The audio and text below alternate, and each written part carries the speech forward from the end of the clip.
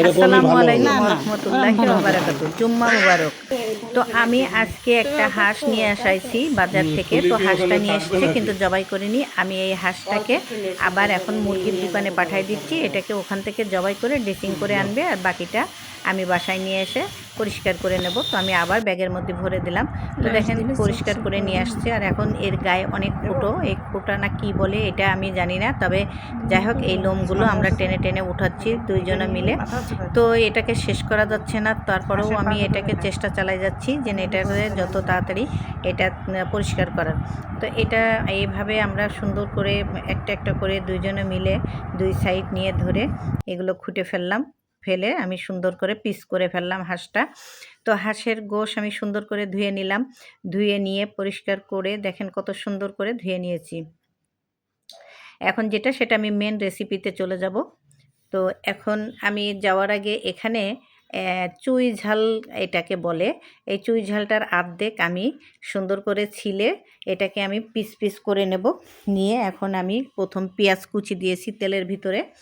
তো একটু বাদামি বাদামি কালার হয়েছে, তার মানে পেঁয়াজের গন্ধটা নেই। এখন আমি দিয়ে দিলাম পেঁয়াজ বাটা, আর দিলাম রসুন বাটা, আর দিলাম আদা বাটা। এটা দিয়ে কিছুক্ষণ নাড়াচাড়া করব। করার পরে আমি এখন যেটা দেব, এখানে আমি হলুদের গুঁড়া দেব, ঝালের গুঁড়া দেব, আর যেটা দেব সেটা হচ্ছে জিরের গুঁড়া দেব। এখানে আমি ধনিয়ার গুঁড়া, এটা আমি জিরের গুঁড়া দিলাম। আর যেটা দেব এখন এটা আমি ধনিয়ার গুঁড়া দেব। এই সব কিছু দিয়ে আমি এখন সুন্দর করে এটাকে মশলাটা কষিয়ে তেল ছেড়ে দেবে। তারপরে আমি এর ভিতরে আমি একে একে আরও অনেক জিনিসই দেব। সেটা হচ্ছে প্রথম আমি গরম মশলা দিয়ে দিলাম, আস্তই দিয়ে দিলাম, পরে আমি ভেজে গুঁড়ো করে দেব, দুইটা তেজপাতা দিয়ে দিলাম। দিয়ে এখন দেখেন আমার মশলা থেকে আসলে তেল ছেড়ে দিয়েছে। এখন আমি গোশগুলো এখন এর ভিতরে দেব। তো দেখেন গোশের আমি পানি ঝরাই নিয়েছি, নিয়ে সুন্দর করে গোশটা আমি এখন কষিয়ে নেব। এখন আমি চুই ঝালটা দিয়ে দেব। চুই ঝালটা আমি চিড়ে ডাটার মতো বেশ কয়েক পিস করে দিয়েছি, 4টা রসুন দিয়ে দিলাম। আর যেটা দেবো সেটা এখানে আমি নারকেল উঠায়ে নারকেলের পিস পিস করে আমি কিছুটা নারকেলের ভিতরে দিয়ে দেব।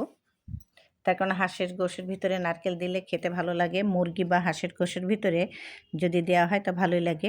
আর বন্ধুরা এর ফাঁকে আমি আপনাদেরকে সাথে একটু কথা বলে নিই। সেটা হচ্ছে যে আমার ইউটিউবে একটা চ্যানেল আছে বেবি কুকিংস, সেখানে আমি মজার মজার রান্না ছাড়ি, ওখানেও আপনারা দেখে আসবেন। আমি অনেক সুন্দর সুন্দর রান্না ছাড়ি। তো দেখেন আমার সুন্দর করে গোশটা কষানো হয়ে গেছে এবং তেল ছেড়ে দিয়েছে। আমি কিন্তু এখানে কোনো ঝোলের পানি দিইনি, এখানে ঝোলের পানি দেব না। যে পানিটা বের হয়েছে এই পানি থেকে আর অল্প একটু পানি দিয়েছি, সেইটা দিয়ে যে কষাতে কষাতে একদম এটাকে কালো ভুনা করে ফেলবো। তার কারণ এর ভিতরে কিন্তু আমি আর কিছুই দেবো না, যা দেওয়া হয়ে গেছে। তো এখন আমি জিরে ভেজে গুঁড়ো করে দিলাম, আমার রান্নাটা হয়ে গেছে। তো এইভাবে হাঁসের গোশ রান্না করে খেয়ে দেখবেন কত ভালো লাগে। আর আমার ভিডিও করার আর ইচ্ছা নেই, তার কারণ আমার ভাইরাল হচ্ছে না। দেখেন আমার ভিডিও করতে যেয়ে দেখেন হাতটা পুড়ে কী অবস্থা। এক হাতে ভিডিও করি, এক হাতে রান্না করি, এটা কি সম্ভব? তারপরেও কোনো ভাইরাল হচ্ছে না। তো এইভাবেই আমি রান্নাটা করেছি। আমার হাতটা পুড়ে গেছে, অনেক ঠুলা উঠে গেছে। তো এই ঠুসাটা উঠে গেছে, পানিটা এখনও গলেনি, অনেক জ্বলা যন্ত্রণা হচ্ছে হাতে। তো এইভাবে হাঁসের গোশটা রান্না করে খেয়ে দেখবেন, অনেক মজাদার হাঁসের গোশ। আর হাঁসের গোশ বেশি শীতে ভালো লাগে। তো ভিডিওটি ভালো লাগলে আমার পাশে থাকবেন। আসসালামু আলাইকুম।